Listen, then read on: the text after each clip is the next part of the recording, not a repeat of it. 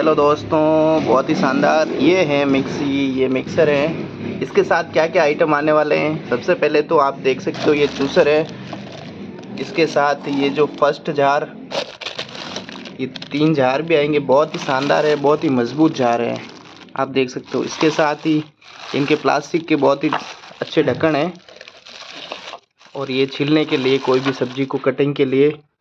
और वीडियोज़ के लिए चैनल को लाइक, सब्सक्राइब, शेयर करें। धन्यवाद।